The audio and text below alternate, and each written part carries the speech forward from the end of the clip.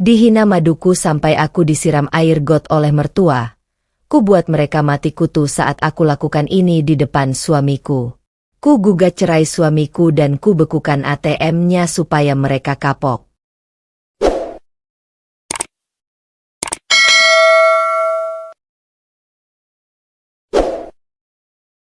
Awal kehidupan. Nadia Pramesti menatap Raka Mahendra di ujung meja makan. Senyumnya mengembang penuh harapan. Rumah kecil mereka di pinggiran kota terasa hangat, meski sederhana. Aroma kopi pagi dan sinar matahari yang menembus jendela seolah menjadi saksi awal perjalanan mereka. Sejak hari pertama menikah, Nadia percaya cinta mampu mengalahkan semua rintangan. Ia yakin kesetiaan dan pengertian akan menguatkan rumah tangga mereka. Setiap tawa dan obrolan ringan di pagi hari terasa istimewa, seolah dunia hanya milik mereka berdua. Raka, dengan sikapnya yang lembut dan perhatian, membuat Nadia merasa aman. Ia menatap mata Nadia, tersenyum hangat, dan berkata, "Kita akan lalui semua ini bersama." Kata-kata itu menanamkan benih keyakinan dalam hati Nadia. Meski hidup tak selalu mulus, cinta mereka bisa menaklukkan dunia. Malam itu, saat mereka berdua duduk di balkon kecil sambil memandang bintang, Nadia merasakan damai yang tak pernah ia rasakan sebelumnya. Di hatinya, ini adalah awal dari kisah yang indah, penuh harapan dan janji manis yang diakininya akan bertahan selamanya. Namun, di balik senyum dan harapan itu, tak seorang pun tahu badai apa yang akan segera menghantam kehidupan mereka. Retakan kecil. Seiring waktu, Nadia mulai merasakan perubahan halus dalam sikap Raka. Awalnya hanya sedikit, hampir tak terlihat. Ia sering menunda makan malam, atau duduk di ruang tamu sambil menatap layar ponsel lebih lama dari biasanya. Namun, perubahan kecil itu perlahan-lahan menimbulkan rasa gelisah di hati Nadia. Suatu malam, Nadia menyiapkan makan malam favorit Raka, ayam panggang dengan saus spesial yang selalu membuatnya tersenyum. Namun, jam di dinding menunjukkan pukul 20. Raka belum juga pulang. Nadia menunggu, menatap jendela, menahan kekhawatiran yang semakin menumpuk. Teleponnya berdering, tapi bukan dari Raka. Ia mencoba menghubungi, tapi ponsel Raka selalu sibuk atau tidak diangkat. Hari-hari berikutnya, pola ini terus berulang. Raka sering pulang larut malam, terkadang dengan alasan pekerjaan yang seolah tak pernah habis. Nadia mencoba percaya, mencoba meyakinkan diri bahwa semua ini demi masa depan mereka. Namun hati kecilnya mulai merasakan sesuatu yang salah. Perubahan sikap Raka tidak hanya pada jam pulang.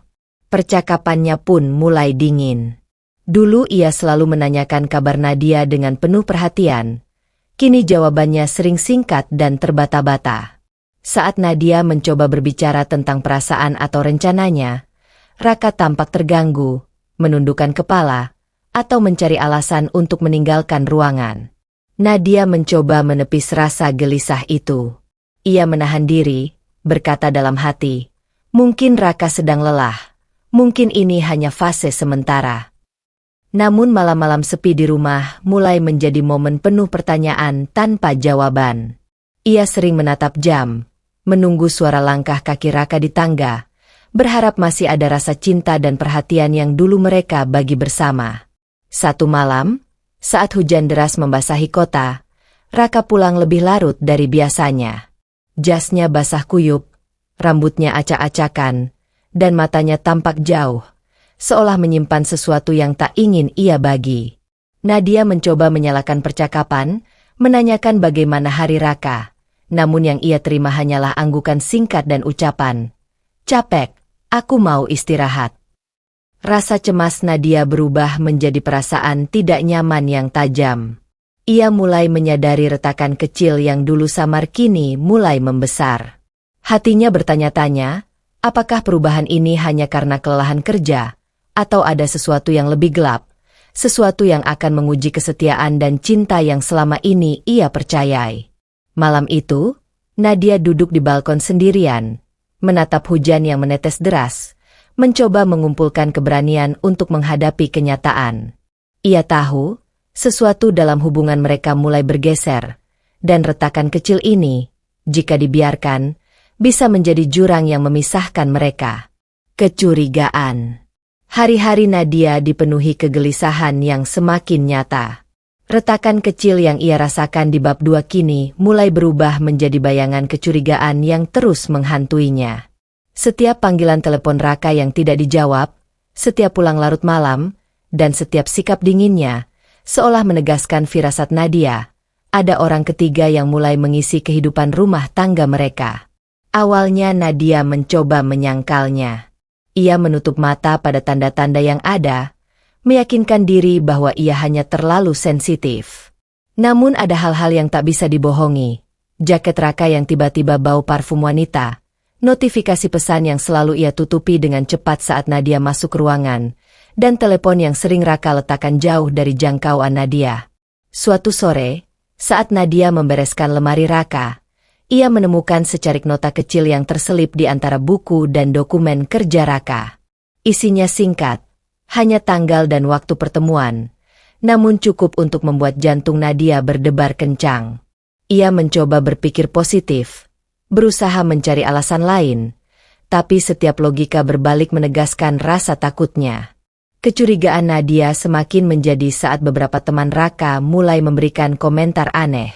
"Aku lihat Raka lagi dengan seorang wanita di kafe kemarin," ujar seorang rekan kerja yang tak sengaja menyebutkan, tanpa mengetahui kondisi rumah tangga mereka. Nadia tersentak, merasa jantungnya seperti berhenti sejenak. Kata-kata itu terngiang terus di kepalanya. Di malam hari, Nadia mulai memperhatikan pola-pola yang mencurigakan. Lampu kamar Raka sering mati sebelum ia masuk, ponselnya selalu terkunci, dan Raka kerap menghindar saat Nadia ingin berbicara tentang rencana mereka. Setiap kali Nadia mencoba menanyakan hal-hal kecil, Raka hanya tersenyum canggung atau menundukkan kepala, meninggalkan Nadia dengan rasa penasaran yang tak kunjung reda. Kecurigaan ini menjadi beban emosional yang berat bagi Nadia. Ia mulai merasa bahwa rumah yang dulu hangat kini dipenuhi ketegangan tak kasat mata. Setiap sudut rumah seolah menyimpan rahasia yang menunggu untuk terbongkar. Nadia merasa dirinya berada di ambang kesadaran baru. Ia tidak bisa lagi menutup mata pada kenyataan. Ada orang lain yang mulai menggeser posisinya dalam kehidupan rumah tangga yang ia bangun dengan cinta dan harapan. Malam itu, Nadia duduk di balkon, menatap lampu kota yang berkelip. Hatinya dipenuhi campuran amarah, kecewa, dan rasa takut. Ia tahu, perjalanan mereka akan berubah drastis. Dan kecurigaan ini bukan sekadar firasat. Ini adalah awal dari babak gelap yang akan menguji semua keteguhan dan kesabarannya. Fakta menyakitkan. Hari itu, Nadia merasakan perasaan yang sulit dijelaskan, antara takut, cemas, dan penasaran yang tak tertahankan. Ia memutuskan untuk menunggu Raka pulang, berharap bisa mendapatkan jawaban langsung dari suaminya. Namun, saat pintu rumah terbuka dan Raka masuk, wajahnya tampak lelah namun ada sesuatu yang berbeda. Ada aura rahasia yang tak bisa Nadia abaikan. Saat Raka masuk kamar kerjanya untuk mengambil dokumen, Nadia memergoki layar ponsel Raka yang tertinggal di meja. Dengan tangan gemetar, ia menyalakan layar itu. Pesan-pesan singkat muncul, sapaan mesra, candaan yang hanya dimengerti antara dua orang, dan janji-janji bertemu di waktu yang rahasia. Nadia membaca setiap kata. Hatinya seperti diremas keras. Satu nama terus muncul, Citra Lestari. Setiap pesan, setiap panggilan yang disembunyikan, semua menegaskan kenyataan yang paling Nadia takuti selama ini. Raka memiliki wanita lain. Air mata mengalir di pipinya. Namun bukan sekadar sedih. Ini rasa sakit yang tajam, perih, dan pahit. Nadia mencoba menenangkan diri, menepis rasa sakit itu. Namun bukti-bukti itu tidak bisa dihapus begitu saja. Foto-foto yang tersimpan di galeri Raka menunjukkan Raka dan Citra bersama. Senyum mereka akrab, gerakan mereka terlalu dekat untuk sekadar teman. Setiap gambar terasa seperti pisau yang menusuk hati Nadia berulang kali. Ia merasakan campuran amarah dan kecewa yang membara. Rumah yang dulu terasa hangat kini berubah menjadi ruang pengkhianatan yang dingin. Nadia duduk termenung, memandangi dokumen dan ponsel yang kini terasa seperti senjata bukti. Segala kecurigaan yang dirasakannya selama ini kini terbukti nyata. Tak ada lagi ruang untuk menyangkal. Malam itu, Nadia menangis sendirian di balkon. Hatinya hancur. Namun di balik tangis itu tumbuh tekad. Ia sadar, jika ia tetap diam, Raka dan Citra akan terus merampas kebahagiaannya. Fakta menyakitkan ini bukan hanya sekadar pengkhianatan. Ini adalah panggilan untuk Nadia bangkit, merencanakan langkah yang akan mengubah hidupnya selamanya.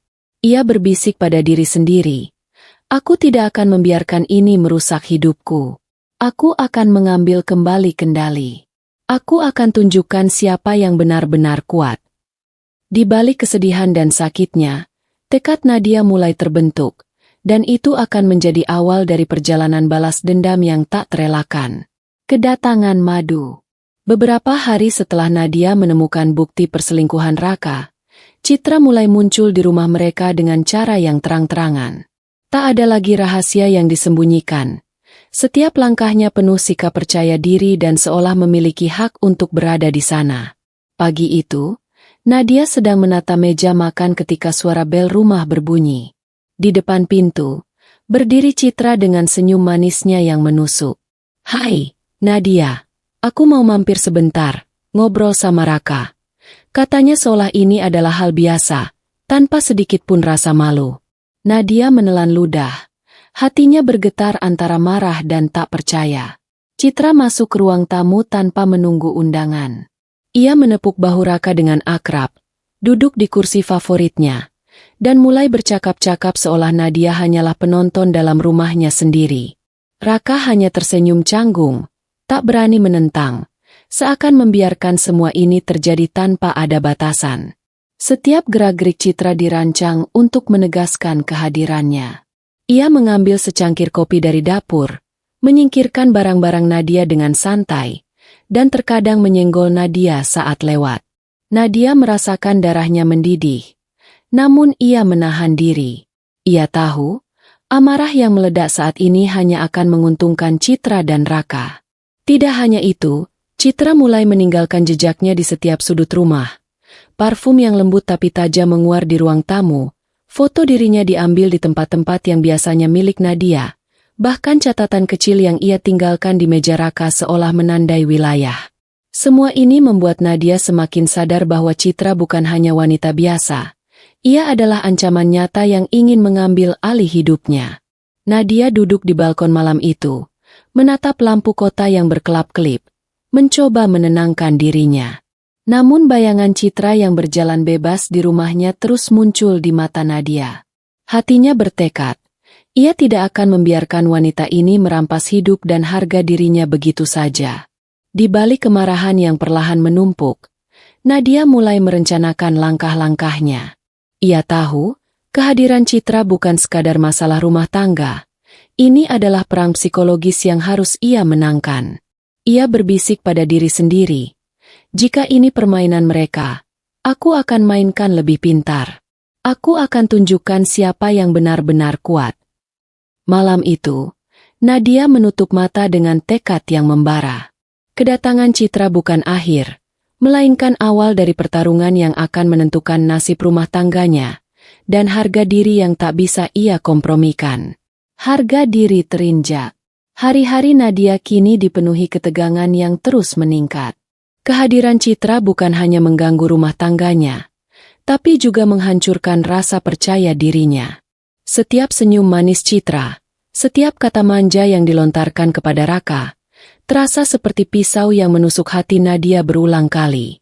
Suatu sore, saat Nadia menyiapkan teh di dapur, Citra masuk dengan langkah ringan dan suara riang. "Wah, Nadia, aku lihat Raka lupa mencuci bajumu lagi," ucapnya sambil tertawa kecil, seolah itu hanyalah candaan. Nadia menahan amarah, menelan ludah, dan hanya tersenyum dingin.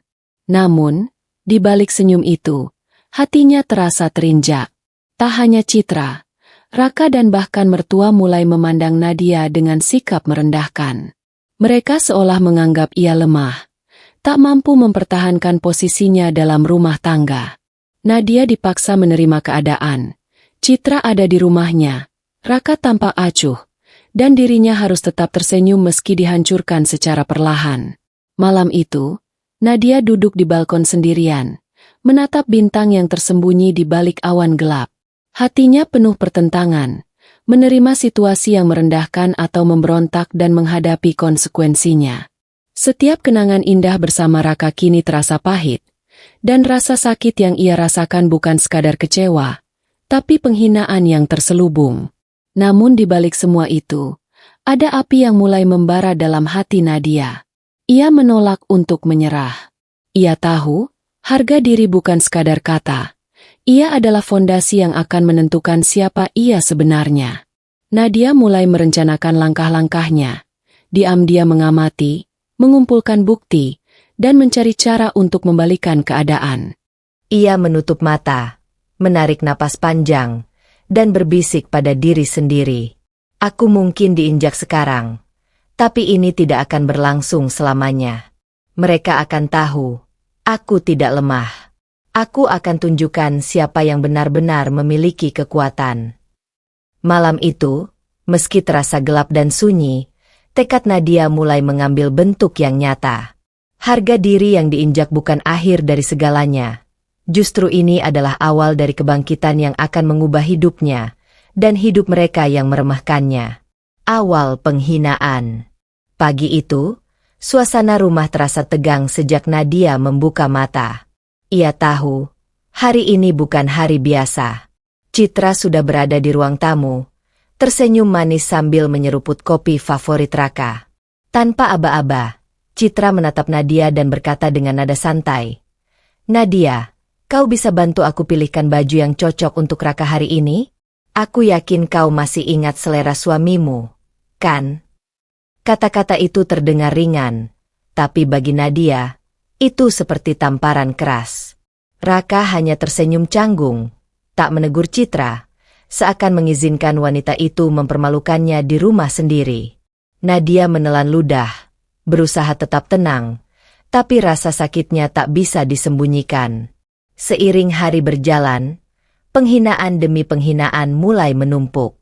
Saat Nadia menyiapkan makan siang, Citra datang lagi, mengambil sendok yang baru ia cuci, dan berkata, "Aku rasa Nadia terlalu lambat menyiapkan makanan, ya Raka? Untung aku ada di sini." Raka hanya menunduk, membiarkan komentar itu menempel di hati Nadia seperti noda tak terhapus. Nadia mulai merasakan tekanan psikologis yang luar biasa. Setiap gerak-gerik Citra penuh dengan tujuan, merendahkan dan menguasai. Bahkan saat Nadia ingin berbicara, Citra memotongnya dengan senyum seolah berkata, "Kau tak pantas bicara." Nadia sadar bahwa ini bukan sekadar masalah rumah tangga biasa. Ini adalah pertarungan untuk harga diri yang dimainkan secara terang-terangan. Di sore hari, saat Raka pergi ke kantor, Citra menelpon dan mengatakan bahwa ia akan mengatur dekorasi rumah sesuai selera Raka. Nadia berdiri di belakangnya, menahan emosi, menyaksikan rumahnya perlahan-lahan menjadi milik orang lain. Setiap tindakan Citra adalah pengingat bahwa ia kini dianggap sebagai tamu dalam rumah sendiri. Malam itu, Nadia duduk di balkon, menatap gelapnya langit. Air mata ingin mengalir, tapi ia menahannya.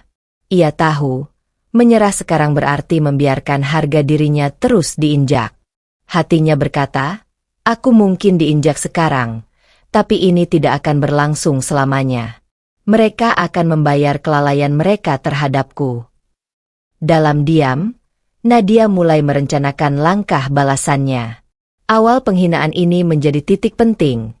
Titik di mana Nadia menyadari bahwa ia tidak bisa lagi bersikap pasif. Ia harus mengambil alih kendali hidupnya, sebelum kehormatannya lenyap sepenuhnya. Suami yang membisu. Hari demi hari, Nadia mulai merasa seperti seorang tamu di rumahnya sendiri. Citra terus melangkah dengan percaya diri, merendahkannya, dan setiap kali itu terjadi, Raka hanya diam. Diamnya Raka bukan sekadar pasif. Bagi Nadia, itu terasa seperti persetujuan terselubung terhadap penghinaan yang ia terima. Suatu sore, Nadia duduk di ruang tamu menunggu Raka pulang. Saat pintu terbuka, Raka masuk dengan langkah ringan, wajahnya tenang tanpa ekspresi. Citra, yang sudah berada di rumah, menyambut Raka dengan canda mesra. Nadia menatap keduanya, berharap Raka akan menegur atau paling tidak, menatapnya untuk menunjukkan bahwa ia berada di pihaknya. Tapi Raka hanya tersenyum tipis dan berjalan melewati Nadia tanpa sepatah kata pun.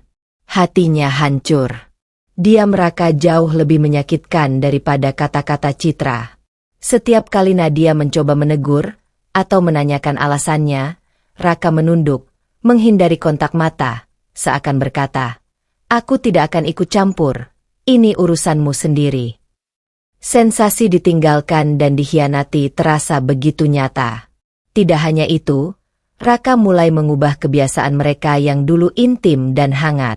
Ia jarang berbicara dengan Nadia, jarang memperhatikan kehadirannya, dan bahkan saat Nadia mencoba tersenyum atau memulai percakapan ringan, Raka hanya menjawab singkat atau menatap kosong.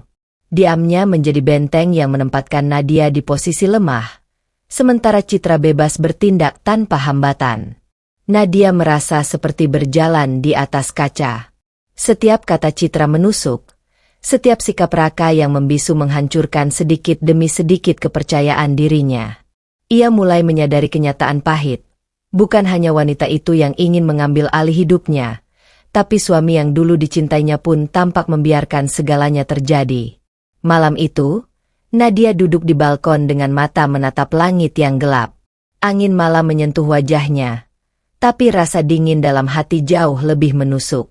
Ia menarik napas panjang dan menutup mata, memaksa dirinya fokus pada satu hal, kekuatan untuk bangkit. Diam Raka, sekalipun menyakitkan, justru menyalakan api tekad di dalam dirinya. Jika mereka pikir aku lemah, mereka salah. Aku akan tunjukkan siapa yang sebenarnya mengendalikan hidupku, bisiknya pada diri sendiri. Diamnya Raka menjadi titik balik yang tak terduga, bukan hanya luka, tapi juga bahan bakar bagi Nadia untuk merencanakan balasannya. Ia sadar satu hal, ia tidak bisa berharap perlindungan dari Raka. Semua keputusan, semua kekuatan, harus datang dari dirinya sendiri. Tekanan bertambah. Hari-hari Nadia kini terasa semakin berat. Rumah yang dulu ia anggap sebagai tempat perlindungan kini berubah menjadi medan pertempuran psikologis. Setiap sudut rumah seolah menegaskan posisinya yang semakin terpinggirkan. Citra tidak lagi menyembunyikan niatnya. Ia bergerak bebas, menata rumah, mengambil barang-barang Nadia seolah itu miliknya sendiri, dan berbicara dengan Raka dengan nada mesra yang menusuk hati Nadia. Nadia, yang dulu merasa nyaman di rumahnya, kini hanya bisa berdiri menatap dari jauh, merasa seperti penonton dalam kehidupannya sendiri. Raka, yang diam dan acuh, semakin memperparah tekanan itu. Ia jarang mengajak Nadia bicara. Bahkan saat Nadia mencoba mendekat, Raka cenderung mengalihkan perhatian atau mengabaikannya sama sekali. Diamnya Raka bukan hanya membuat Nadia merasa tak didengar, tapi juga seperti menguatkan keberanian Citra untuk terus merendahkannya. Tekanan semakin terasa saat Nadia harus menghadapi komentar sinis Citra di hadapan tamu atau keluarga Raka. Citra sering berkata, "Nadia kan belum terlalu memahami selera Raka, makanya aku bantu atur semuanya." Atau saat Nadia menyiapkan makan malam, Citra akan menambahkan komentar pedas. "Wah, belum matang lagi, ya." Semua ini terdengar kecil bagi orang lain, tapi bagi Nadia, setiap kata itu menumpuk seperti batu yang menindih dada. Bahkan di kamar sendiri, Nadia merasa tak punya ruang aman. Parfum Citra yang ditinggalkan di meja rias, baju-baju Raka yang tersimpan bersama Citra, semua mengingatkan Nadia bahwa ia telah kehilangan posisinya sebagai pusat rumah tangga. Ia merasa terasing di rumahnya sendiri, dipinggirkan oleh orang yang seharusnya ia percayai dan wanita yang datang tanpa rasa bersalah. Malam itu, Nadia duduk di balkon, memandangi lampu-lampu kota yang berkelap-kelip. Tekanan dan rasa sakit semakin berat, tapi di balik itu semua, ada satu hal yang jelas. Ia tidak bisa terus menjadi korban. Tekanan ini justru menyalakan tekad dalam hatinya. Mereka mungkin bisa menyingkirkan aku sekarang, bisiknya dalam hati, tapi aku tidak akan diam selamanya. Mereka akan tahu siapa yang benar-benar kuat.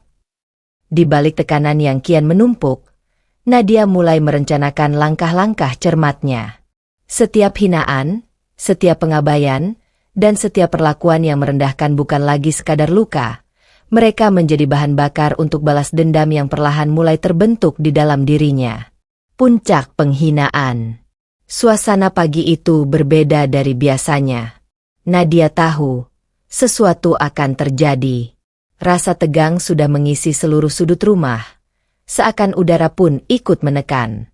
Ia berusaha menyiapkan sarapan dengan tenang, tetapi Citra dan mertua sudah berada di ruang makan sebelum Nadia selesai menata meja. Citra menatap Nadia dengan senyum sinis. "Wah, Nadia, sarapannya terlihat sederhana banget ya. Raka pasti lapar menunggu masakan yang lebih enak," ujarnya, menambahkan tawa halus yang menusuk. Mertua menimpali. "Iya, Nadia. Rasanya kau memang belum belajar banyak soal urusan rumah tangga. Untung aku dan Citra selalu ada untuk membimbingmu." Nadia menelan ludah. Hatinya perih. Kata-kata itu bukan sekadar kritik. Mereka merendahkannya secara terang-terangan, di rumah yang seharusnya menjadi tempatnya merasa aman. Setiap ucapan menghancurkan sedikit demi sedikit harga diri yang ia bangun selama ini. Saat Nadia mencoba membela diri, Raka hanya duduk diam, menunduk, tanpa menatapnya. Diamnya Raka membuatnya semakin frustasi, bukan karena ia tak mendukung, tetapi karena diam itu seolah menjadi persetujuan atas penghinaan yang terus menimpa Nadia. Hari itu, penghinaan berlangsung tanpa henti. Citra mengambil barang-barang Nadia, merapikannya dengan komentar meremehkan. "Kau harus belajar menata rumah lebih rapi. Nadia, ini kan rumah suamimu, bukan rumahmu sendiri." Setiap kata diucapkan dengan nada superior, seakan Nadia hanyalah tamu tak penting dalam hidup mereka. Mertua pun ikut menekan, mengkritik setiap gerakan Nadia, mulai dari cara memasak, menyapu lantai, hingga cara Nadia berbicara dengan Raka. Semua komentar itu diarahkan untuk menghancurkan harga dirinya, untuk membuatnya merasa lemah dan tak berdaya. Malamnya, Nadia duduk di balkon dengan tubuh gemetar. Ia merasakan campuran emosi yang luar biasa. Sakit, marah, kecewa, dan frustrasi. Tapi di balik semua itu, ada satu hal yang jelas. Ia tidak akan membiarkan penghinaan ini bertahan selamanya. Nadia menutup mata, menarik napas panjang, dan berbisik pada dirinya sendiri. "Mereka mungkin bisa menghina aku sekarang, tapi aku akan kembali lebih kuat. Mereka akan menyesal meremehkan aku." Puncak penghinaan itu bukan hanya luka.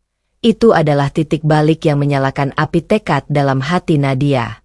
Ia tahu, untuk memulihkan harga diri dan mengembalikan kendali atas hidupnya, langkah-langkah balas dendam harus mulai direncanakan dengan cermat. Air got. Hari itu, Nadia sudah merasakan ketegangan sejak pagi. Udara rumah terasa berat, dan setiap langkahnya seolah diawasi oleh Citra dan mertua. Nadia mencoba tetap tenang, melakukan rutinitas harian seperti biasa, tapi hatinya dipenuhi kecemasan yang tak bisa ia abaikan. Tiba-tiba, mertua datang ke dapur dengan wajah dingin, membawa ember berisi air kotor dari selokan belakang rumah.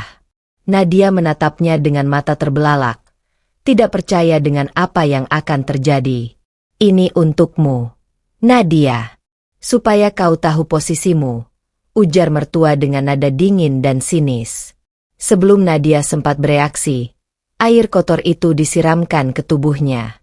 Dingin, bau, dan menjijikkan. Nadia terhuyung, tubuhnya basah kuyup, rasa malu dan amarah bercampur menjadi satu. Setiap percikan air terasa seperti hinaan yang menembus tulang. Citra tertawa, menatapnya dengan ekspresi puas. "Lihat, kau memang belum pantas berada di sini," ucapnya sambil menahan tawa. Raka, seperti biasa, hanya berdiri diam. Ia menatap dari kejauhan, tidak melakukan apapun. Diamnya Raka terasa lebih menyakitkan daripada air yang mengenai tubuh Nadia. Sekarang bukan hanya harga dirinya yang diinjak, ia juga merasakan pengkhianatan dari orang yang dulu ia cintai dan percayai. Nadia bergetar, campuran rasa malu, marah, dan sakit hati menumpuk. Namun di balik rasa terhina itu, ada sesuatu yang mulai terbentuk, tekad yang membara. Ia menyadari satu hal yang jelas, ia tidak bisa terus menjadi korban. Saat ia membersihkan diri, Nadia menatap wajahnya di cermin. Mata yang berair itu kini dipenuhi api tekad. Ia berbisik pada dirinya sendiri. "Mereka pikir ini akan menghancurkanku. Tapi mereka salah. Aku akan bangkit, dan mereka akan menyesal telah meremehkanku." Peristiwa air got itu bukan sekadar hinaan fisik. Itu adalah titik balik. Dari sini, Nadia mulai menyusun rencana balas dendam dengan lebih matang, menyiapkan langkah-langkah untuk menunjukkan siapa yang benar-benar kuat dan tidak bisa dipermainkan. Luka yang membakar. Setelah kejadian air got, Nadia berdiri di ruang tengah dengan tubuh basah kuyup dan napas tersengal. Tubuhnya dingin, kulitnya terasa lengket oleh air kotor, tetapi yang lebih menyiksa adalah rasa malu dan sakit hati yang membakar dari dalam. Setiap detik terasa seperti jarum menusuk. Setiap hembusan napas membawa amarah yang tak tertahankan. Ia menahan air mata dengan keras, menyadari bahwa menangis sekarang hanya akan memberi mereka kepuasan. Namun luka itu membara di hatinya, bukan hanya karena hinaan fisik, tapi karena Raka yang diam, mertua yang sadis, dan Citra yang puas melihatnya terpuruk. Semua itu menyulut sesuatu yang lebih kuat. Tekad yang membara untuk membalas. Nadia menutup mata, mengingat semua penghinaan yang diterimanya. Komentar sinis, perlakuan merendahkan, hingga air kotor yang disiramkan ke tubuhnya. Semua luka itu kini bukan sekadar penderitaan. Mereka menjadi bahan bakar yang membuat hatinya semakin panas. Setiap percikan air itu berubah menjadi api yang membakar ketakutannya, kekhawatirannya, dan rasa putus asa. Diamnya Nadia bukan kelemahan. Ia berdiri tegak, menarik napas panjang, dan merasakan setiap amarah dan sakit hati mengalir melalui tubuhnya. Ia tahu bahwa kekuatan sejati bukanlah menyerang saat marah, tapi menahan diri sambil merencanakan langkah yang tepat. Air mata yang ingin jatuh ditahan, amarah yang ingin meledak dikendalikan, semua itu menjadi energi yang siap dilepaskan pada saat yang tepat. Malam itu, Nadia duduk di balkon, menatap langit yang gelap. Bintang-bintang tertutup awan, tetapi hatinya kini terang oleh api tekad. Ia berbisik pada diri sendiri. "Mereka pikir aku bisa hancur. Mereka salah. Luka ini bukan untuk membuatku runtuh, tapi untuk mengajarkan aku satu hal. Aku akan bangkit, dan mereka akan membayar semua yang mereka lakukan padaku." Dari luka yang membakar itu lahir tekad baru. Nadia mulai merencanakan balas dendamnya secara hati-hati. Setiap langkahnya kini tidak lagi sekadar reaksi emosional. Setiap tindakan akan direncanakan, strategis, dan menghantam sasaran dengan presisi. Air got, hinaan, dan diam Raka telah mengubah Nadia menjadi sosok yang tak bisa diremehkan. Titik balik. Hari itu, Nadia bangun dengan perasaan yang berbeda. Tidak ada lagi ketakutan atau keraguan yang menghantui pikirannya. Luka dari penghinaan dan air got masih membekas, tapi sesuatu telah berubah di dalam dirinya. Sebuah tekad yang membara, tak tergoyahkan. Ia sadar bahwa diamnya selama ini hanya memberi mereka kekuatan. Hari itu menjadi titik balik. Nadia menatap cermin di kamar, melihat wajahnya yang lelah namun tegas. Mata yang dulu dipenuhi air mata kini menyala dengan keberanian. Ia berbisik pada dirinya sendiri. "Tidak ada lagi yang bisa merendahkanku. Tidak ada yang akan menaklukkan hatiku. Aku akan mengambil kendali hidupku sendiri. Ia mulai menyusun rencana. Setiap penghinaan, setiap kata sinis, setiap perlakuan merendahkan akan dibalas. Tapi dengan cerdas, bukan sekadar amarah. Nadia menyadari bahwa balas dendam yang tepat bukan dengan kekerasan, tetapi dengan strategi yang membuat mereka merasa tak berdaya tanpa harus mengurangi martabatnya sendiri. Hari itu, Nadia juga mulai menata hidupnya secara diam-diam. Ia membuka kembali buku catatan keuangan, menyusun dokumen penting, dan mulai mencatat setiap bukti kesalahan Raka dan Citra. Setiap catatan menjadi fondasi dari rencana yang akan membuat mereka membayar semua hinaan yang diberikan padanya. Saat Raka pulang malam itu, Nadia menyambutnya dengan sikap tenang, seolah tidak terjadi apa-apa. Tapi di balik ketenangan itu, Nadia telah berubah. Tidak ada lagi raut takut atau ragu. Setiap gerak dan kata-katanya kini penuh perhitungan. Diamnya Raka dan kesombongan Citra tidak lagi menakutinya. Mereka hanya menjadi pion dalam strategi yang Nadia rancang dengan matang. Malam itu, Nadia duduk di balkon, menatap langit yang gelap. Ia tahu bahwa titik balik ini bukan hanya tentang balas dendam, tapi tentang mengambil kembali kendali atas hidupnya. Ia tersenyum tipis, merasa damai untuk pertama kalinya sejak semua penghinaan dimulai. Mereka pikir aku lemah, bisiknya dalam hati. Tapi mereka salah. Aku bukan lagi korban. Aku adalah ancaman yang akan membuat mereka mati kutu. Dari titik balik itu, hidup Nadia berubah. Setiap langkahnya mulai diarahkan bukan untuk bertahan, tapi untuk menang. Dan hari itu, Nadia menyadari satu hal, kekuatan sejati datang dari keberanian untuk mengambil alih nasib sendiri, dan ia siap menunjukkan kekuatan itu kepada dunia, dan kepada mereka yang telah merendahkannya. Rencana diam-diam. Setelah titik balik itu, Nadia menyadari bahwa amarahnya saja tidak cukup. Balas dendam yang sembrono akan sia-sia. Ia harus cerdas, hati-hati, dan terencana. Maka ia memutuskan untuk bertindak diam-diam, merencanakan setiap langkah dengan presisi yang teliti. Nadia mulai dari hal-hal kecil. Ia mengamati kebiasaan Raka dan Citra, jam pulang, pola komunikasi, dan kelemahan mereka masing-masing.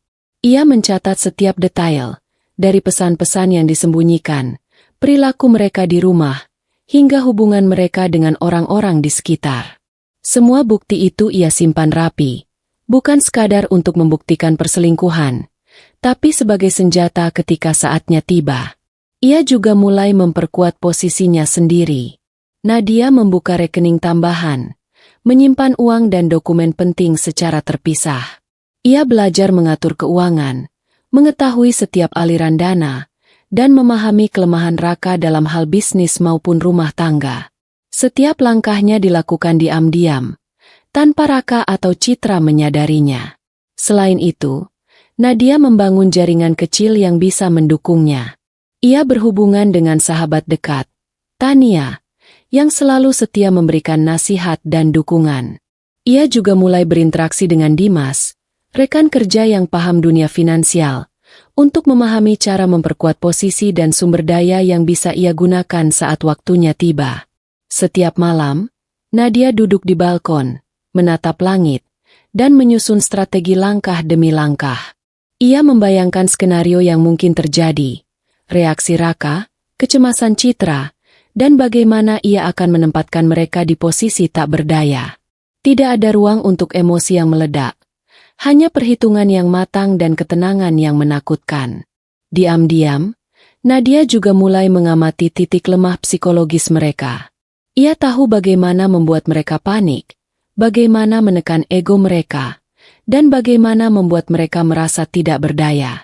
Setiap catatan, setiap bukti, dan setiap pengamatan menjadi senjata yang siap digunakan. Nadia tersenyum tipis dalam diam. Akhirnya, ia menyadari satu hal, selama ini ia tampak lemah, tapi semua itu hanya untuk menipu mereka. Sekarang, ia tidak lagi menjadi korban. Ia adalah pemain utama yang akan menentukan arah permainan. Mereka pikir aku tak berdaya, bisiknya dalam hati. Tapi sebentar lagi, semua yang mereka lakukan padaku akan kembali kepada mereka. Dan aku akan berdiri tegak, tak tersentuh oleh hinaan mereka lagi. Dari rencana diam-diam itu lahir kekuatan Nadia. Ia tidak tergesa-gesa, tapi setiap langkahnya dipersiapkan untuk memastikan bahwa saat waktunya tiba, ia akan memukul tepat sasaran, dan mereka tidak akan melihatnya datang. Dukungan sahabat. Hari itu, Nadia duduk di balkon dengan wajah yang letih, memandangi kota yang berkelap-kelip di bawahnya. Hatinya masih terbebani oleh hinaan Citra, air got dari mertua, dan diamnya Raka. Meski tekad sudah muncul, rasa kesepian dan beban emosional membuatnya ragu. Apakah ia mampu menghadapi semua ini sendirian? Tiba-tiba, teleponnya berdering. Di layar, terlihat nama sahabatnya, Tania Wibowo. Nadia mengangkatnya dengan suara pelan. Aku cuma ingin bicara, katanya, suara penuh keraguan. Tania datang ke rumah beberapa jam kemudian. Begitu melihat Nadia, ia langsung memeluk sahabatnya. Aku tahu, Nadia. Aku tahu semua yang terjadi. Tapi dengar aku, kau tidak sendirian, ujar Tania dengan tegas. Kata-kata itu seperti angin segar yang menerobos kegelapan yang menyelimuti hati Nadia. Mereka duduk di ruang tamu, dan Nadia mulai menceritakan semua yang terjadi. Penghinaan, air got, diamnya Raka, dan kehadiran Citra yang semakin merajalela. Tania mendengarkan dengan penuh perhatian, sesekali mengangguk, sesekali menggenggam tangan Nadia untuk memberikan kekuatan. Dengar, kata Tania, menatap mata Nadia, kau lebih kuat dari yang kau pikirkan. Semua hinaan dan perlakuan buruk itu bukan untuk membuatmu hancur, tapi untuk menyalakan api dalam dirimu. Kau harus bangkit. Nadia, bangkit bukan karena mereka, tapi karena dirimu sendiri. Nadia menelan kata-kata itu. Perlahan, rasa takut dan kesedihan yang menumpuk di dadanya mulai berubah menjadi energi yang bisa digunakan. Tania terus mendorongnya, memberikan strategi psikologis dan dorongan emosional. Ia mengingatkan Nadia tentang haknya, tentang harga diri yang tidak boleh direndahkan, dan tentang kekuatan yang muncul saat seseorang memutuskan untuk tidak menjadi korban. Mereka merencanakan langkah-langkah awal balas dendam secara diam-diam, mengamati pola Raka, menyusun bukti perselingkuhan, dan mulai memperkuat posisi Nadia di rumah dan secara finansial. Tania menekankan satu hal, setiap langkah harus tenang, strategis, dan tanpa terbawa emosi. Saat malam tiba, Nadia berdiri di balkon lagi, menatap lampu kota yang berkelap-kelip. Ia merasakan sesuatu yang belum pernah ia rasakan sebelumnya. Keyakinan. Dukungan Tania bukan hanya memberi kekuatan emosional, tapi juga memberikan perspektif baru, bahwa ia bisa membalikkan keadaan, mengendalikan hidupnya, dan akhirnya, membuat mereka membayar semua yang telah mereka lakukan padanya. Aku tidak sendirian, pikir Nadia. Dan sebentar lagi, mereka akan merasakan akibat dari setiap hinaan yang diberikan padaku. Dukungan sahabat itu menjadi bahan bakar baru. Nadia tahu, dengan Tania di sisinya, ia memiliki kekuatan yang tak hanya emosional, tapi juga strategis. Dan dari sinilah langkah-langkah balas dendamnya mulai terlihat lebih nyata, lebih terarah, dan lebih menakutkan bagi mereka yang meremehkannya. Koneksi baru. Beberapa hari setelah mendapatkan dorongan moral dari Tania, Nadia menyadari bahwa balas dendamnya tidak bisa hanya bergantung pada keberanian dan tekad. Ia membutuhkan alat, strategi, dan kekuatan yang nyata. Disinilah Dimas Prakoso, seorang rekan kerja yang mengerti dunia finansial, masuk ke dalam hidupnya. Pertemuan itu terjadi di sebuah kafe kecil. Dimas duduk dengan santai, sambil membuka laptop dan menatap Nadia dengan tatapan serius. Jadi, kau ingin memahami posisi keuanganmu, dan juga memahami bagaimana mereka bisa dikendalikan, kan? Tanyanya. Nadia mengangguk, hatinya berdebar sekaligus lega. Akhirnya ada seseorang yang bisa membantunya merancang langkah yang konkret. Selama beberapa jam, Dimas menjelaskan dengan detail cara memantau aliran dana, bagaimana mengamankan aset sendiri, serta strategi untuk memanfaatkan kelemahan finansial orang lain. Ia memberi Nadia perspektif baru, bahwa kekuatan sejati bukan hanya dalam balas dendam emosional, tapi juga dalam kontrol finansial. Nadia mulai mencatat setiap informasi, membangun catatan sistematis tentang Raka dan Citra. Dari arus kas rumah tangga hingga kebiasaan pengeluaran mereka, semuanya dicatat rapi. Setiap celah yang ditemukan menjadi senjata yang bisa ia gunakan nanti. Selain itu, Dimas juga menekankan pentingnya kesabaran dan ketenangan. Jika kau terburu-buru, mereka akan curiga. Balas dendam yang paling efektif adalah yang terencana dan diam-diam, katanya. Kata-kata itu menjadi mantra baru bagi Nadia. Ia menyadari bahwa kekuatan finansial akan memberinya kendali yang selama ini ia dambakan, kendali yang bisa mengubah permainan sepenuhnya. Seiring waktu, Nadia merasa lebih percaya diri. Ia mulai mengerti nilai aset, memahami dokumen penting, dan menyusun strategi untuk memperkuat posisi sendiri. Koneksi baru ini bukan hanya membuka matanya pada dunia yang sebelumnya asing, tapi juga memberi rasa aman. Ia tidak lagi lemah atau tak berdaya. Saat malam tiba, Nadia menatap langit dari balkon rumahnya. Ia merasa sesuatu yang baru muncul di hatinya. Kombinasi antara tekad, strategi, dan pengetahuan. Dimas bukan hanya seorang mentor. Ia adalah jembatan yang membawanya menuju kekuatan yang nyata. Mereka pikir aku bisa dihancurkan hanya dengan hinaan dan air got, bisiknya dalam hati. Tapi sebentar lagi, mereka akan tahu, aku mampu mengendalikan hidupku sendiri, dan mereka tidak akan melihatnya datang. Dari koneksi baru ini, Nadia mulai membangun fondasi balas dendam yang bukan sekadar emosional, tapi juga terstruktur, cerdas, dan menghantui bagi mereka yang selama ini merendahkannya. Membuka rahasia. Beberapa minggu setelah mulai bekerja dengan Dimas, Nadia merasa lebih percaya diri dan penuh tekad. Ia telah belajar cara membaca dokumen, memantau aliran uang, dan memahami celah-celah dalam pengelolaan keuangan. Kini saatnya mengambil langkah berikutnya, membuka rahasia Raka yang selama ini tersembunyi darinya. Malam itu, ketika Raka keluar untuk urusan bisnis, Nadia memanfaatkan kesempatan. Dengan hati-hati, ia duduk di depan laptop rumah dan mengakses akun-akun yang selama ini Raka anggap aman. Jantungnya berdebar, tapi tekadnya lebih kuat daripada rasa takut. Ia tahu, informasi yang ia temukan bisa mengubah posisi mereka, dan posisinya sendiri. Dalam beberapa jam, Nadia mulai menelusuri transaksi, catatan pengeluaran, dan rekening tersembunyi. Perlahan, satu demi satu fakta terungkap.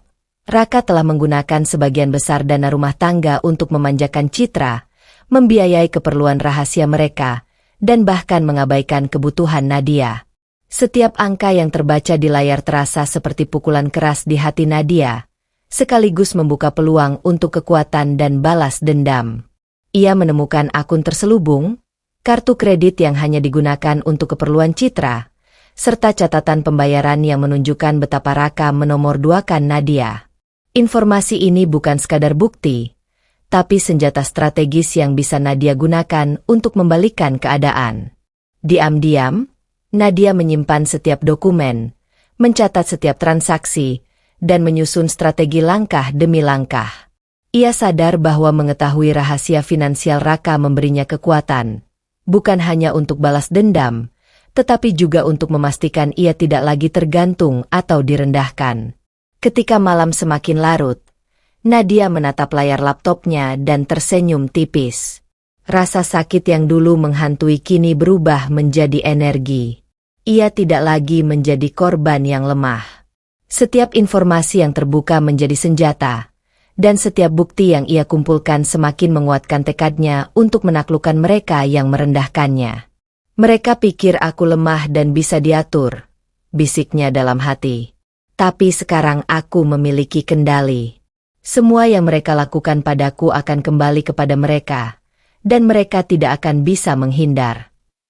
Membuka rahasia Raka bukan sekadar langkah balas dendam. Itu adalah titik di mana Nadia benar-benar mengambil alih hidupnya. Ia kini bukan lagi wanita yang dipinggirkan, melainkan sosok yang siap membalikkan keadaan dengan cerdas, terencana, dan tak terduga. Mengumpulkan bukti. Setelah membuka rahasia keuangan Raka, Nadia menyadari satu hal penting, kekuatan tanpa bukti yang lengkap hanyalah ilusi. Untuk memastikan balas dendamnya tepat sasaran, ia harus mengumpulkan semua bukti pengkhianatan, penghinaan, dan perilaku merendahkan yang telah ia terima selama ini. Nadia mulai dari rumah sendiri. Ia menelusuri pesan-pesan Raka dan Citra, menyimpan screenshot percakapan, foto-foto yang menunjukkan keakraban mereka, serta catatan-catatan kecil yang membuktikan adanya pengkhianatan. Setiap kata yang tertulis, setiap senyum yang tertangkap kamera, menjadi senjata yang bisa digunakan untuk menguatkan posisinya. Ia juga mulai merekam pola perilaku Citra dan mertua. Dari cara mereka meremehkannya di rumah, menyingkirkan barang-barangnya, hingga komentar pedas yang sengaja dilontarkan di depan Raka, semua dicatat dengan teliti. Nadia tahu bahwa bukti ini bukan sekadar emosional. Mereka bisa digunakan secara strategis untuk membuat mereka mati kutu ketika waktunya tiba. Selain bukti fisik dan digital, Nadia juga mulai mencatat semua kejadian yang membuatnya merasa dipinggirkan. Setiap hinaan, setiap air got, dan setiap diam Raka dicatat dalam jurnal pribadi. Jurnal itu menjadi arsip psikologis yang menegaskan bahwa pengkhianatan dan perlakuan merendahkan itu nyata, bukan sekadar persepsi. Dimas membantunya mengatur bukti-bukti ini dengan sistematis. Setiap dokumen diberi kategori finansial, psikologis, dan sosial.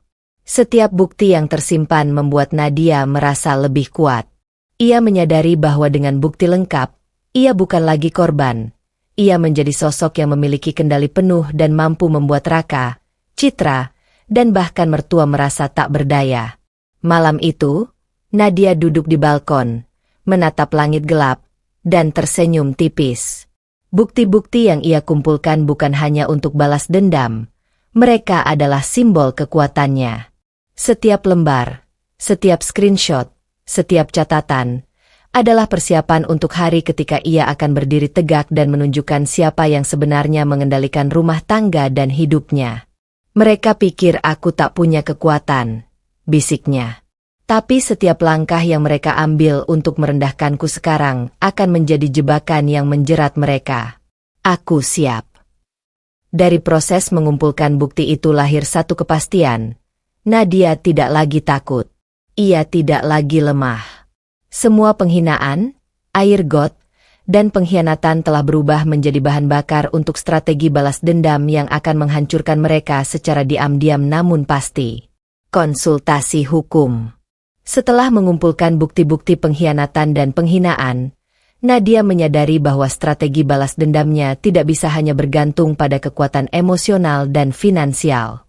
Ia membutuhkan pijakan hukum yang kuat untuk melindungi dirinya dan memastikan Raka, Citra, maupun mertua tidak bisa lolos dari konsekuensi. Disinilah Kevin Hartanto, seorang pengacara berpengalaman, masuk dalam hidupnya. Pertemuan pertama mereka berlangsung di kantor Kevin yang tenang, rapi, dan profesional. Kevin menatap Nadia dengan serius, lalu berkata, "Nadia, dari cerita dan bukti-bukti yang kau miliki, hak-hakmu sebagai istri sah jelas dilanggar. Sekarang tugas kita adalah memastikan hukum berpihak padamu." Nadia menatapnya dengan campuran harap dan tekad. Kevin mulai menjelaskan hak-hak yang ia miliki. Hak untuk mengakses informasi finansial suami, hak atas harta bersama, hak atas perlindungan terhadap penghinaan dan pelecehan psikologis, serta prosedur gugatan perceraian jika memang diperlukan. Setiap kata yang diucapkan Kevin seakan membuka pintu kekuatan baru bagi Nadia. Dengan bantuan Kevin, Nadia mulai menyusun strategi hukum. Ia menyiapkan dokumen-dokumen yang telah dikumpulkannya, screenshot pesan, catatan pengeluaran, bukti perilaku merendahkan, dan rekaman kejadian penghinaan. Kevin mengajarkan Nadia cara menyusun bukti agar dapat diterima secara sah di pengadilan, sekaligus memberi nasihat tentang taktik hukum yang efektif untuk membuat Raka dan Citra kapok. Selain itu, Kevin menekankan satu hal penting, kesabaran dan strategi harus berjalan seiring. Nadia, jangan terburu-buru bertindak. Hukum akan bekerja lebih kuat jika kita melangkah dengan rapi dan terencana.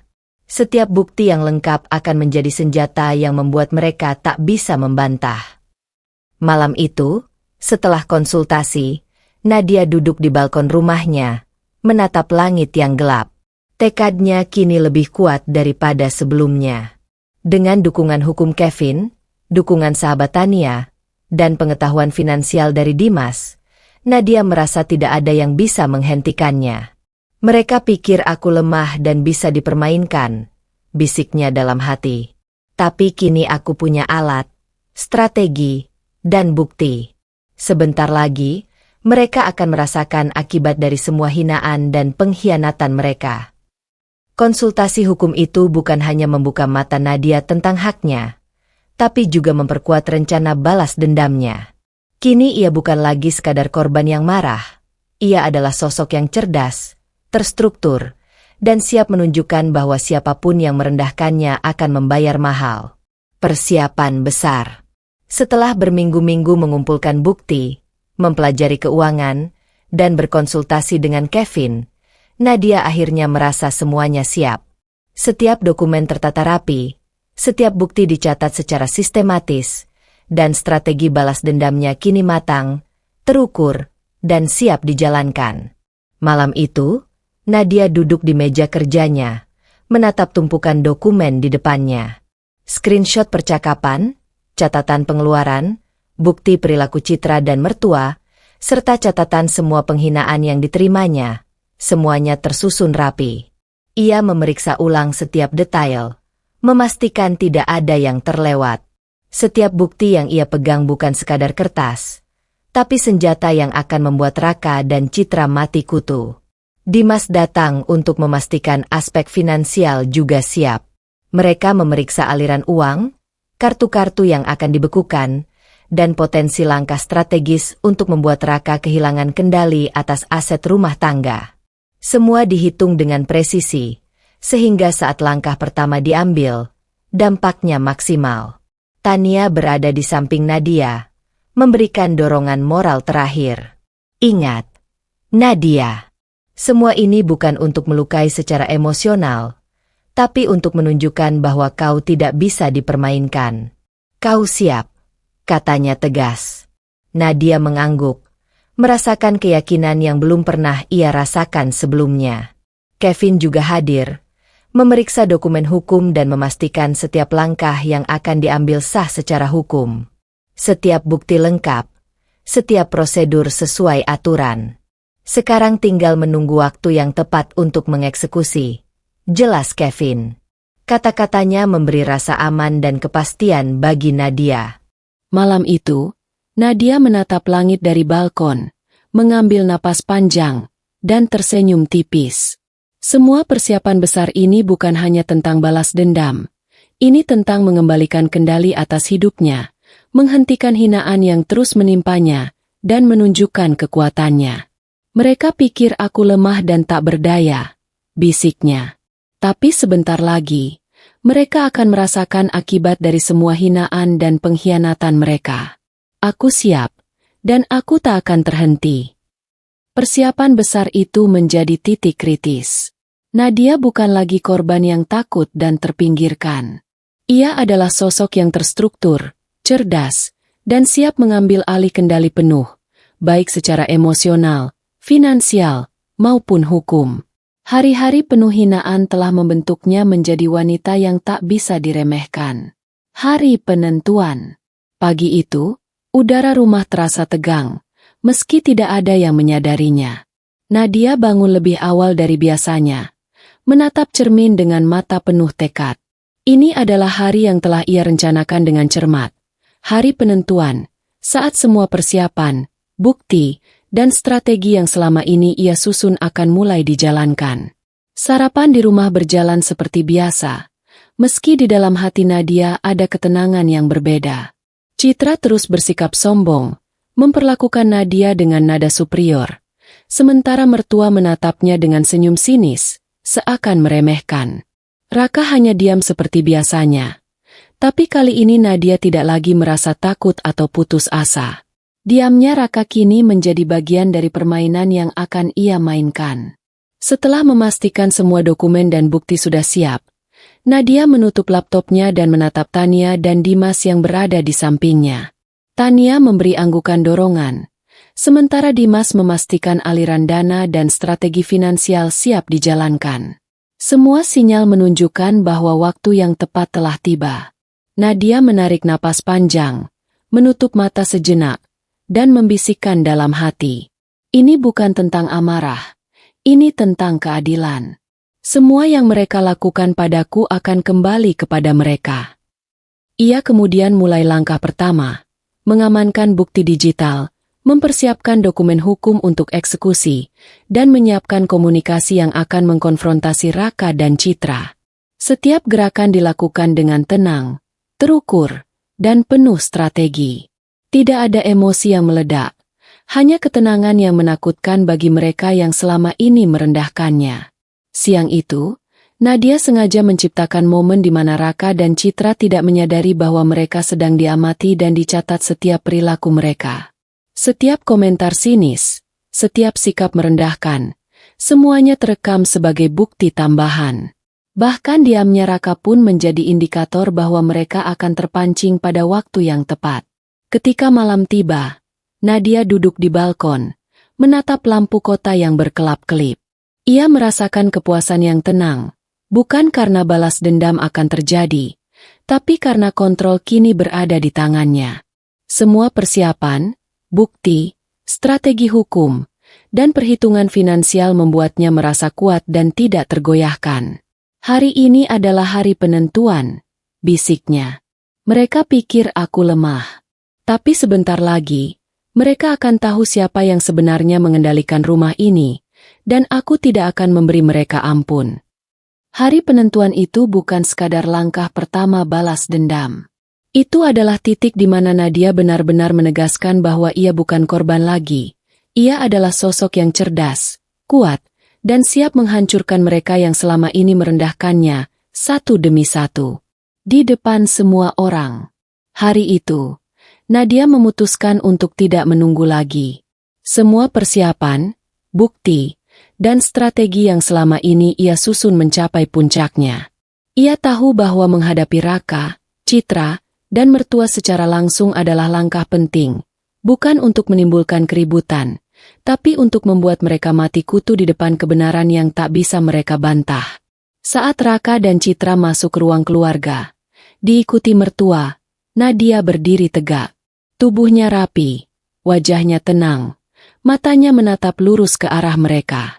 Tidak ada rasa takut, tidak ada keraguan, hanya ketenangan yang menakutkan bagi mereka yang selama ini menindasnya. Citra mulai bersikap sombong, mencoba merendahkannya dengan senyum sinis. Wah, Nadia, masih saja kelihatan tegangnya? Masih bisa menata hidupmu sendiri, katanya. Nada suaranya penuh ejekan. Namun kali ini, Nadia tidak terganggu.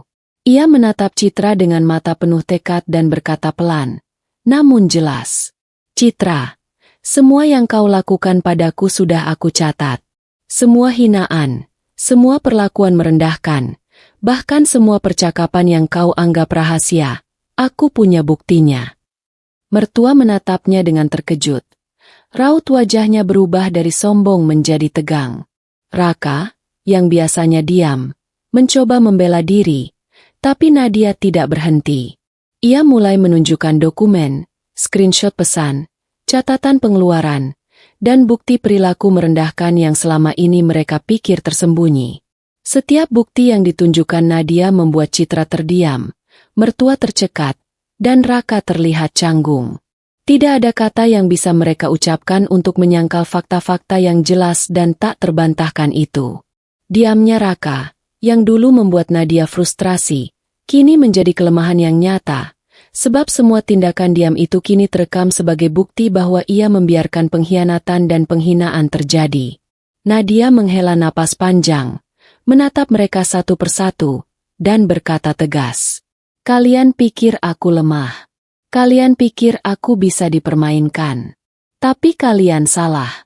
Hari ini, aku berdiri tegak, bukan sebagai korban, tapi sebagai orang yang mengendalikan situasi. Semua yang kalian lakukan padaku akan ada konsekuensinya." Rasa malu, kaget, dan panik terpancar di wajah mereka. Citra mencoba tersenyum, tapi senyum itu palsu. Mertua menunduk, tidak bisa berkata apa-apa. Dan Raka, yang diam, terlihat terpukul karena selama ini tindakannya menjadi bukti yang melawan dirinya sendiri. Nadia berdiri tenang, merasakan kemenangan pertama yang nyata. Tidak ada teriakan, tidak ada kekerasan fisik, hanya kekuatan bukti, strategi, dan ketenangan yang membuat mereka mati kutu di depan dirinya. Inilah awal dari semua konsekuensi, pikir Nadia. Dan dari sini, aku akan menunjukkan siapa yang benar-benar mengendalikan hidupku dan membuat mereka menyesal telah meremehkanku. Hari itu menjadi momen penting. Di depan semua orang, Nadia bukan lagi wanita yang dipinggirkan. Ia adalah sosok yang kuat, cerdas, dan siap menegakkan haknya dengan strategi yang tak terduga. Balas dendam yang terencana dengan presisi dimulai dari sini. Pembongkaran. Suasana ruang keluarga berubah total. Nadia berdiri tegak, menatap Raka, Citra, dan mertua dengan pandangan yang tak tergoyahkan. Saat ini bukan lagi waktu untuk diam. Semua yang telah ia persiapkan akan dibongkar tanpa ampun. Ia mulai dari bukti-bukti paling kuat. Screenshot pesan Citra dan Raka yang menunjukkan kedekatan mereka, catatan pengeluaran rahasia yang membuktikan Raka membiayai Citra, serta foto-foto dan dokumen lain yang menegaskan pengkhianatan mereka. Setiap lembar dokumen Nadia letakkan di meja, satu demi satu, sambil menatap mereka lurus di mata. Citra mencoba tersenyum, tapi senyum itu cepat memudar saat Nadia membaca pesan demi pesan yang tak bisa dibantah. "Ini semua bukti, Citra. Semua yang kau lakukan padaku, dan semua yang kau pikir tersembunyi, aku punya," kata Nadia dengan nada tegas. Mertua yang selama ini merasa berkuasa pun mulai terlihat panik. Setiap dokumen yang ditunjukkan Nadia seperti pukulan yang menghancurkan rasa superioritas mereka. Kau tidak seharusnya punya akses ke ini," ujar mertua. Suaranya bergetar. Raka, yang biasanya diam, kini menunduk. Diamnya yang dulu membuat Nadia frustrasi kini menjadi kelemahan yang nyata. Semua tindakan diamnya di masa lalu menjadi bukti bahwa ia membiarkan pengkhianatan dan penghinaan terjadi. Tidak ada kata yang bisa ia ucapkan untuk membela diri. Nadia melanjutkan tanpa berhenti. Setiap bukti yang ia tunjukkan disertai penjelasan singkat dan tegas, sehingga mereka tidak bisa menafikannya. Tidak ada drama, tidak ada teriakan, hanya fakta yang membunuh ilusi mereka tentang kendali. Citra menunduk, wajahnya pucat dan panik. Mertua menatap Nadia dengan mata terbelalak, menyadari bahwa selama ini mereka telah diremehkan dan kini berada di posisi tak berdaya. Dan Raka, yang biasanya menjadi penghalang bagi Nadia, kini hanya bisa menelan rasa malu dan bersalah. Setelah semua bukti ditunjukkan, Nadia menarik napas panjang, menatap mereka satu persatu, dan berkata, "Kalian pikir aku lemah. Kalian pikir aku bisa dipermainkan. Tapi inilah kenyataannya. Semua yang kalian lakukan padaku, semua yang kalian sembunyikan, kini berada di depan mata kalian sendiri. Tidak ada ampun. Ini adalah awal konsekuensi." Ruangan itu hening. Tidak ada suara selain detak jantung mereka yang terdengar dalam keheningan itu. Kekuatan Nadia terasa mutlak. Pembongkaran ini bukan sekadar balas dendam emosional. Ini adalah strategi yang terstruktur, yang membuat mereka mati kutu, tak mampu membela diri, dan mulai merasakan rasa takut serta penyesalan yang mendalam. Nadia berdiri tegak, damai tapi penuh tekad. Hari itu, ia bukan lagi korban yang lemah. melainkan sosok yang mengendalikan permainan, memegang semua bukti, dan siap memastikan bahwa setiap penghinaan yang diterimanya akan dibalas dengan cara yang tidak bisa mereka hindari. Membekukan akses. Setelah pembongkaran yang mengguncang, Nadia tahu bahwa langkah berikutnya harus lebih kuat, bukan sekadar kata-kata, tapi tindakan nyata yang langsung menghantam kehidupan Raka dan Citra. Semua strategi yang telah ia siapkan kini mencapai tahap eksekusi paling krusial, kendali finansial. Pagi itu, suasana rumah masih dipenuhi ketegangan. Raka tampak gelisah, sementara Citra berusaha bersikap tenang meski jelas terlihat panik. Mereka belum menyadari bahwa sesuatu yang jauh lebih besar sedang menunggu. Di dalam kamar, Nadia duduk tenang dengan laptop di depannya. Semua akses yang telah ia pelajari, semua celah yang telah ia pahami, kini digunakan dengan presisi. Dengan langkah yang terukur, ia mulai menjalankan rencananya, membekukan akses keuangan yang selama ini menjadi sumber kekuatan Raka. Satu persatu, kartu ATM yang terhubung dengan rekening utama dinonaktifkan.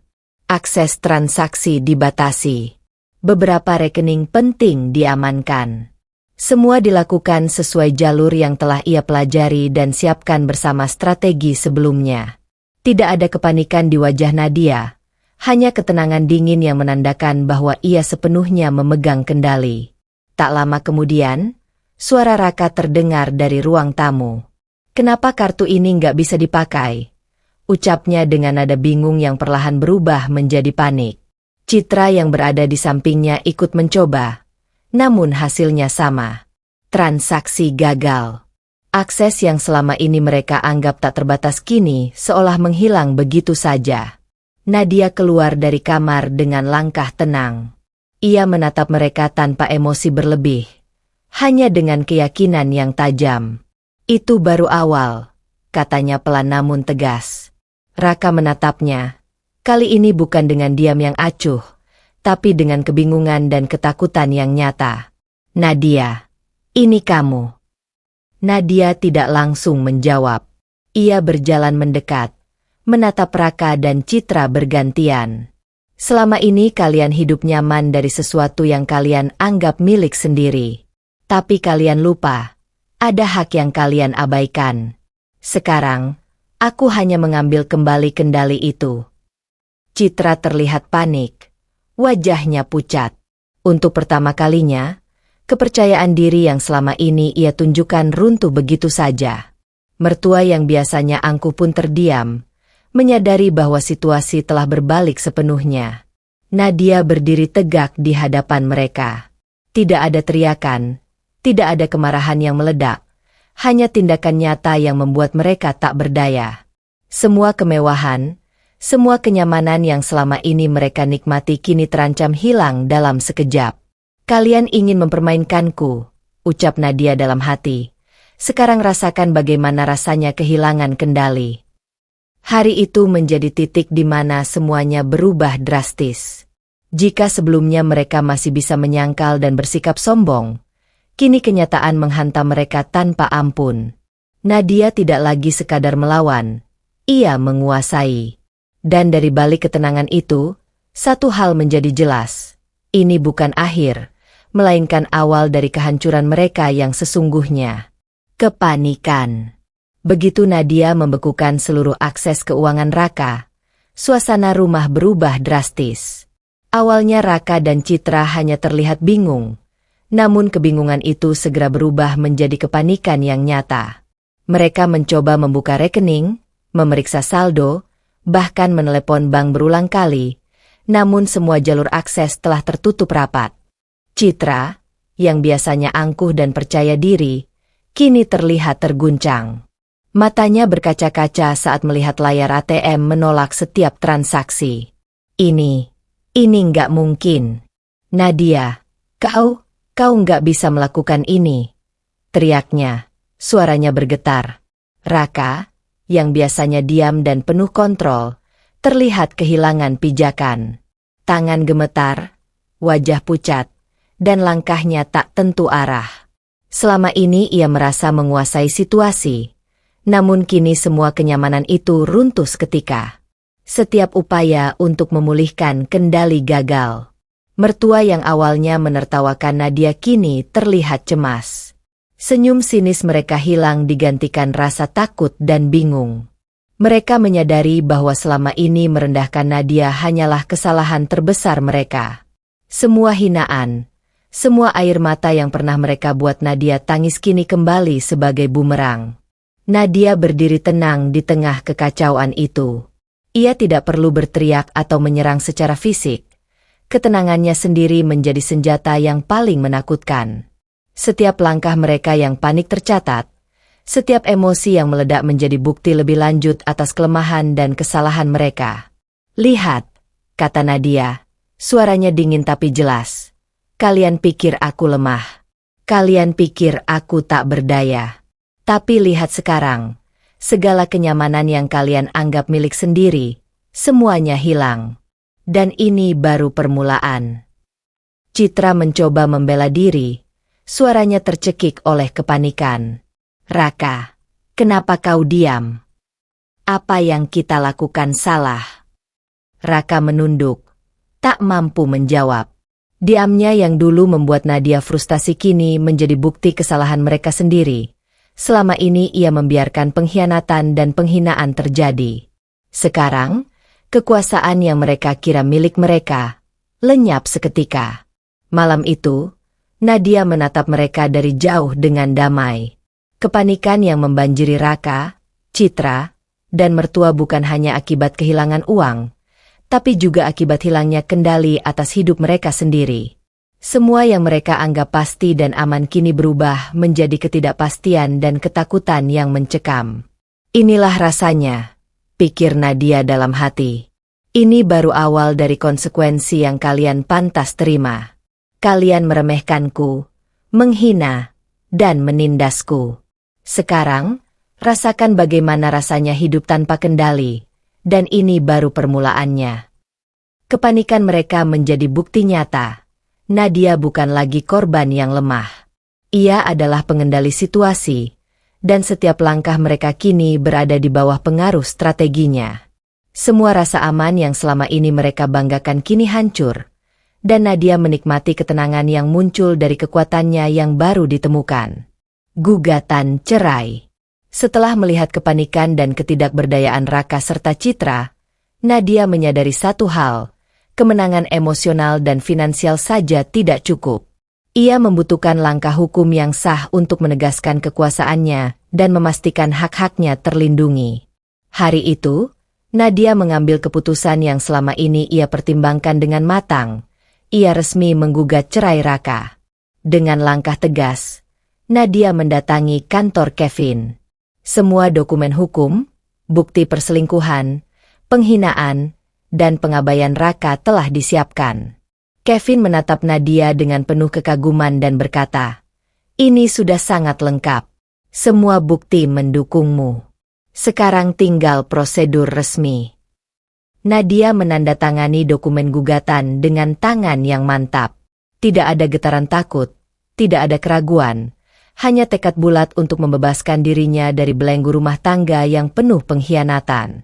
Ia sadar bahwa gugatan cerai bukan sekadar pemutusan ikatan, tapi juga langkah strategis untuk memastikan Raka dan Citra merasakan konsekuensi dari tindakan mereka. Begitu dokumen diajukan ke pengadilan, Nadia berdiri di depan Kevin dan berkata, "Ini bukan tentang kebencian semata. Ini tentang menegakkan hakku, menegakkan harga diriku, dan memastikan mereka tahu bahwa menghina dan merendahkan seseorang tidak akan pernah luput dari konsekuensi." Raka, yang mendengar kabar gugatan itu, terlihat terpukul.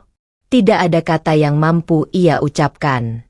Diamnya, yang dulu membuat Nadia frustrasi, kini menjadi bukti nyata bahwa ia membiarkan pengkhianatan dan penghinaan terjadi, dan kini menghadapi balasan hukum yang tak bisa ia hindari. Citra pun panik. Ia menatap Nadia dengan campuran marah, takut, dan kecewa. Semua keangkuhan yang selama ini ia tunjukkan kini hancur dalam sekejap. Bahkan mertua yang awalnya menertawakan Nadia kini hanya bisa menunduk, menyadari bahwa semua hinaan mereka telah berbalik menjadi kekuatan Nadia. Di malam itu, Nadia duduk di balkon rumahnya, menatap lampu kota yang berkelap-kelip. Gugatan cerai ini bukan sekadar dokumen hukum. Ini simbol kebebasan, simbol kemenangan, dan simbol bahwa ia telah mengambil alih kendali penuh atas hidupnya. Aku bukan lagi korban, bisiknya dalam hati. Aku wanita yang berdiri tegak, kuat, dan tak bisa diremehkan. Mereka meremehkanku, menghina, dan menindasku. Sekarang, hukum berada di pihakku, dan tidak ada yang bisa menghentikanku. Gugatan cerai itu menjadi salah satu senjata paling mematikan dalam strategi Nadia. Langkah resmi yang tidak hanya memisahkan dirinya dari Raka, tetapi juga menegaskan bahwa setiap tindakan mereka yang merendahkan dan mengkhianati akan mendapatkan konsekuensi yang nyata dan tak terhindarkan. Harga kesombongan. Hari-hari setelah gugatan cerai diajukan, Nadia mulai merasakan efek dari strategi yang telah ia jalankan.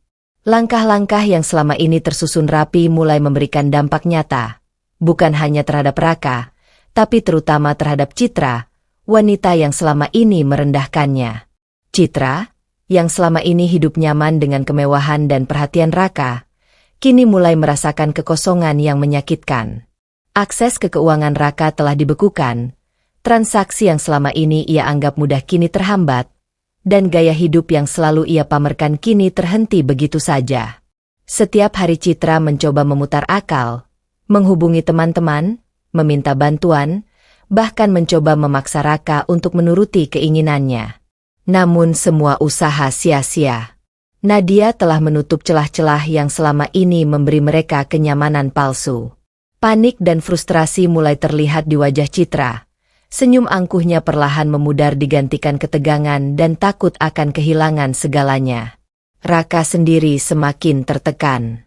Diamnya yang dulu dianggap Nadia sebagai kelemahan, kini berubah menjadi tanda kepanikan. Ia menyadari bahwa ketergantungannya pada Nadia selama ini membuatnya rentan. Semua kontrol yang ia kira ia pegang kini hilang, dan posisi dominannya di rumah tangga runtuh seketika. Nadia menatap semua ini dengan ketenangan yang menakutkan. Ia tidak perlu bersikap agresif. Kekosongan yang dialami Citra, panik yang dirasakan Raka, dan rasa takut yang merayapi mertua sudah menjadi bagian dari balas dendam yang ia rencanakan. Ini baru permulaan, bisik Nadia dalam hati.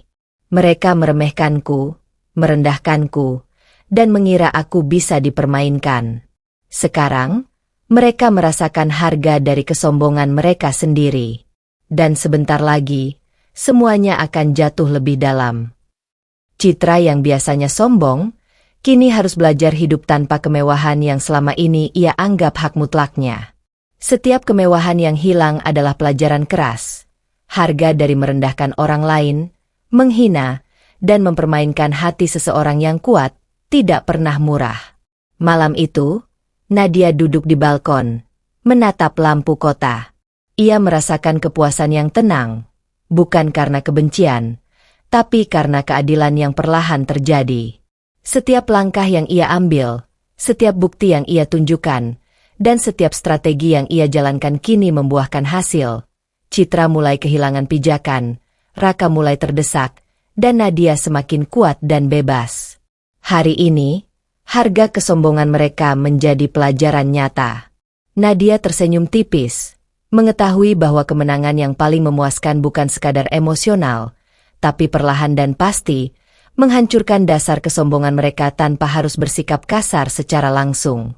Penyesalan terlambat. Beberapa minggu setelah Nadia membekukan akses keuangan Raka dan menegakkan langkah hukum, situasi rumah tangga benar-benar berubah. Raka yang dulu angkuh dan acuh kini duduk termenung. Wajahnya pucat dan penuh penyesalan. Ia menyadari betapa besar kesalahannya. Mengkhianati Nadia, membiarkan penghinaan terjadi, dan merendahkan wanita yang kini telah menunjukkan kekuatannya. Suatu sore, Raka mencoba mendekati Nadia.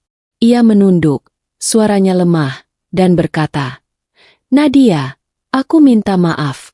Aku salah. Aku seharusnya tidak pernah." Namun Nadia menatapnya dengan mata dingin yang tak lagi menyimpan rasa takut atau kasih sayang. Tidak ada keraguan, tidak ada ragu, Hanya ketegasan yang menegaskan bahwa penyesalan datang terlalu terlambat. "Raka," kata Nadia dengan nada tenang tapi tajam. "Kata-kata maafmu sekarang tidak bisa menghapus semua yang telah kau lakukan. Semua hinaan, semua pengkhianatan, semua air mata yang pernah aku tumpahkan. Tidak ada satupun yang bisa dikembalikan dengan permintaan maafmu." Raka mencoba melanjutkan, berusaha membela diri, namun Nadia menegaskan lagi. "Tidak ada lagi kesempatan untuk memperbaiki. Kau pikir aku lemah, tapi lihat sekarang, aku yang memegang kendali. Semua yang kau lakukan padaku kini berbalik, dan maafmu terlalu terlambat untuk mengubah apapun." Citra, yang berada di samping Raka, menunduk, tak berani mengucap sepatah kata pun. Ia menyadari bahwa kesombongan dan perilakunya yang selama ini meremehkan Nadia kini menjadi bumerang. Bahkan mertua pun terdiam, menyadari bahwa semua usaha untuk menekan Nadia telah gagal, dan sekarang mereka hanya bisa menatap kekalahan mereka sendiri. Nadia melangkah pelan, menatap Raka dari jarak dekat, dan berkata, "Ini bukan soal membalas dendam karena amarah.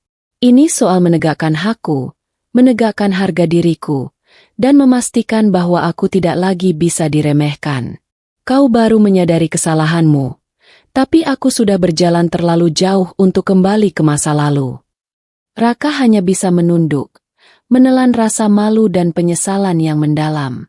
Untuk pertama kalinya, ia merasakan rasa takut, bukan terhadap ancaman fisik, tapi terhadap kekuatan Nadia yang kini nyata dan mutlak. Malam itu, Nadia menatap lampu kota dari balkon, merasakan ketenangan dan kemenangan yang luar biasa. Penyesalan Raka terlambat, dan itu membuatnya sadar bahwa kekuatan sejati bukanlah dari ancaman atau kemarahan, tapi dari ketenangan, strategi, dan kendali penuh atas hidupnya sendiri. Mereka baru menyadari kesalahan mereka setelah semuanya hilang, pikir Nadia.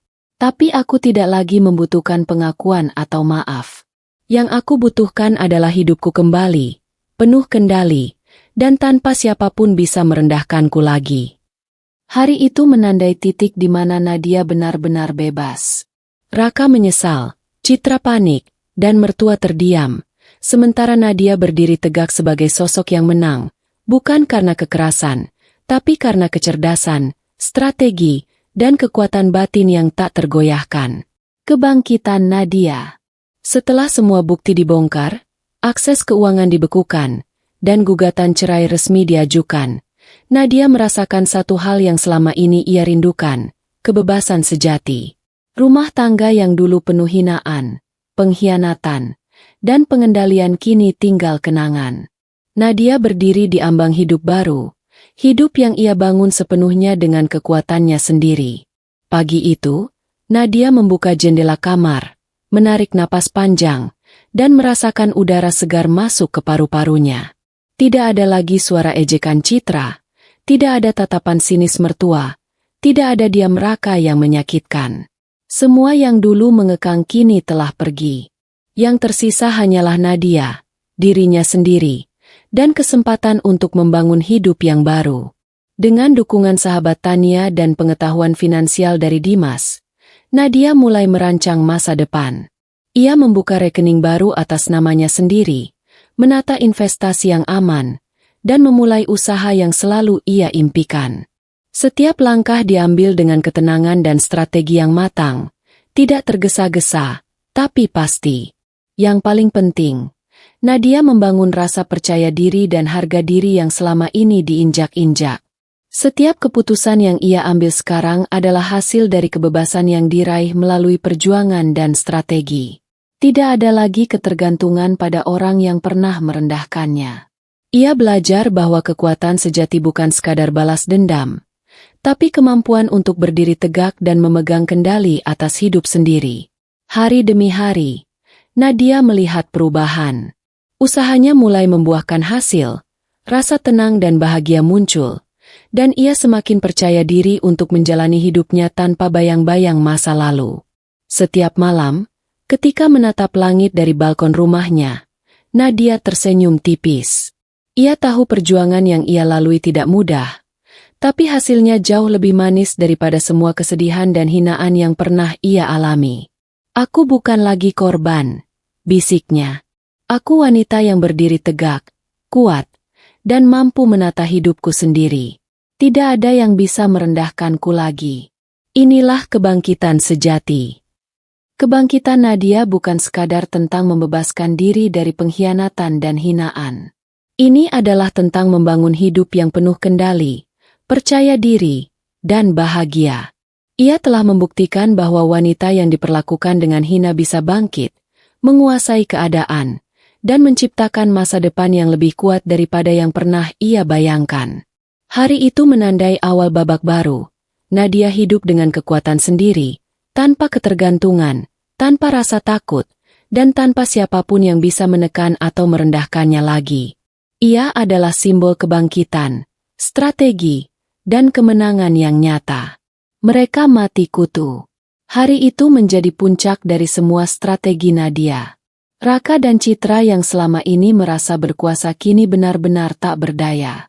Semua yang mereka gunakan untuk merendahkan Nadia, penghinaan, pengkhianatan, bahkan kontrol finansial, telah berbalik menjadi bumerang yang mematikan bagi mereka sendiri.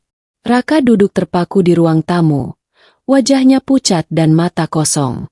Tidak ada kata yang bisa keluar dari mulutnya. Diamnya yang dulu membuat Nadia frustrasi kini menjadi simbol kelemahannya. Selama ini ia membiarkan pengkhianatan terjadi, dan sekarang ia membayar harga atas ketidakpeduliannya. Citra, yang biasanya sombong dan penuh kepastian, kini bergetar menatap Nadia. Semua kemewahan yang ia banggakan telah hilang. Semua langkahnya untuk menekan Nadia gagal.